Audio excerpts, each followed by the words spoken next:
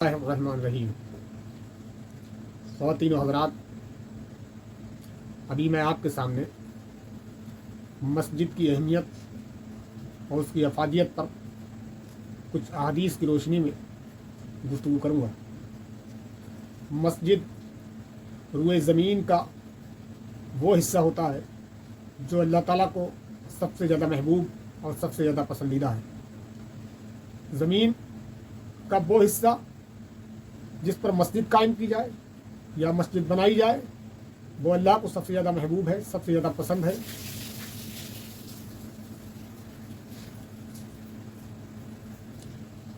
खुदा से प्यार रखने वालों की जो सिफत होती है, उनके अंदर एक ही सिफत होती है कि वो खुदा की मस्जिद से भी प्यार करते हैं।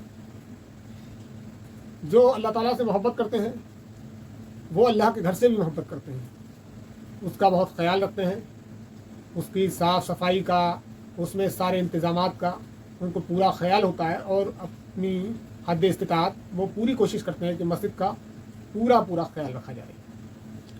एक हदीस शरीफ है जिसमें अल्लाह के रसूल सल्लल्लाहु अलैहि वसल्लम ने फरमाया, क़यामत के दिन अल्लाह के अर्श के साए में वो शख्स भी होगा जिसका दिल मस्जिद में अटका रहता है, जबकि उस दिन अल्लाह के अर्श के साए के सिवा और कोई साया ना होगा।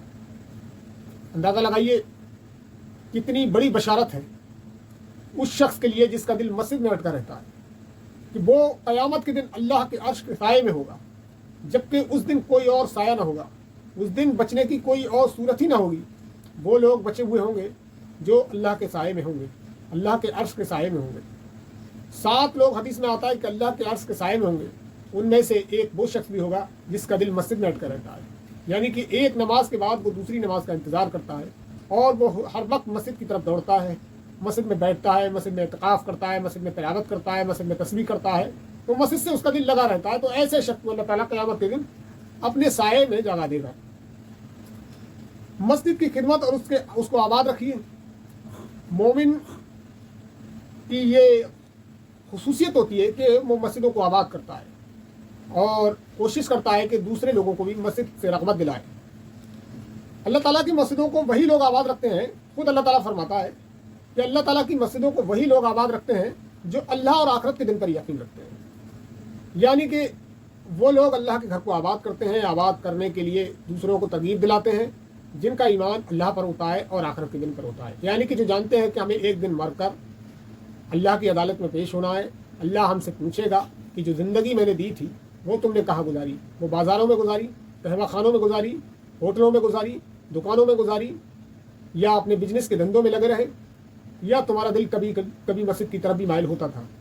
तो ऐसे शख्स के बारे में अल्लाह ताला फरमाता है कि मस्जिदों को वही लोग आबाद करते हैं जिनका दिल मस्जिद में अटका रहता है, जो आखिरत के दिन पर यकीन रखते हैं, अल्लाह पर ईमान रखते हैं। कोशिश कीजिए कि फ़र्द नमाज हमेशा मस्जिद में अदा कीजिए, क्योंकि कुरान में है, अल्लाह ताला फरमाता है नमाज को उसके मुकर्ररा वक्तों में अदा करो। और हदीस के अंदर आता है कि मस्जिद एक ऐसा मरकज़ है कि मोमिन की पूरी ज़िंदगी उसके इर्द गिर्द घूमती है। मोमिन जो होता है वो उसका सारा का सारा ताल्लुक़ मस्जिद से होता है।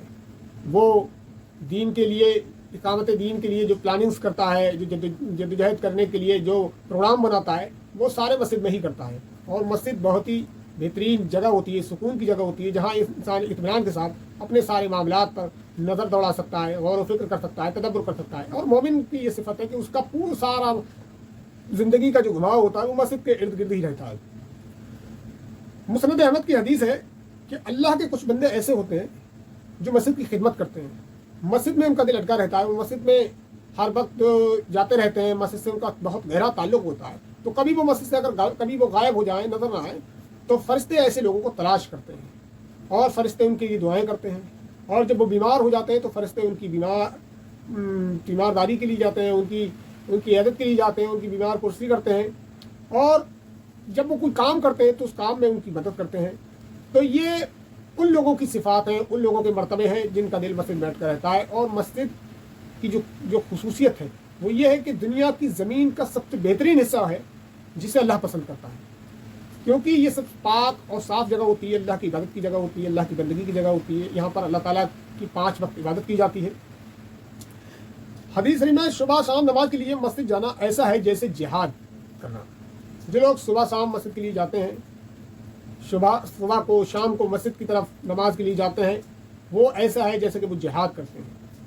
اللہ کے رسول صلی اللہ علیہ وسلم کی حدیث ہے، جو فجر کی نماز کے لیے اندھیرے میں جاتا ہے تو قیامت کے دن اس کے آگے ایک روشنی چلے گی جو اسے راستہ دکھائے گی۔ یہ بڑا اہمیت ہے۔ اور مسجد کے کچھ آداب ہیں کہ مسجد میں جب انسان داخل ہو تو مسجد میں داخل ہونے کی دعا پڑھے کہ اللہ میرے لیے اپنے رحمت کے دروازے کھول دے، اور جب مسجد سے باہر نکلے تو اللہ سے کہے اللہ تعالیٰ مجھے اپنے فضل سے نواز۔ یہ کچھ دعائیں ہیں، کچھ طریقے ہیں۔ مسجد میں جب جائے تو پاک صاف ہو کر جائے، اس میں داخل ہو تو کوشش کرے کہ اس کے کپڑے بھی پاک ہو، اس کا جسم بھی پاک ہو، اس کا دل بھی پاک ہو، اس کا ذہن بھی پاک ہو۔ ناپاکی کی حالت میں مسجد سے نہیں گزرنا چاہیے اور نہ مسجد میں جا کر عبادت کرنا چاہیے۔ اور مسجد میں جائے تو خاموشی سے بیٹھے، اللہ کا ذکر کرے، تسبیح کرے، تلاوت پڑھے، نماز پڑھے، نوافل پڑھے۔ مسجد میں بازار کی باتیں نہیں کرنا چاہیے۔ مسجد ایک ایسی جگہ ہے جو اللہ کی عبادت کی جگہ ہے، تو وہاں عبادت ہی کی جائے، دنیا داری کی باتیں نہ کی جائیں۔ اللہ تعالیٰ ہمیں مسجد سے پیار کرنے، مسجد سے محبت کرنے، مسجد سے دل لگانے کی توفیق عطا فرمائے، اور ہم کو نماز پنجگانہ قائم کرنے کی توفیق عطا فرمائے۔ آمین۔ وآخر دعوانا ان الحمد للہ رب العالمین۔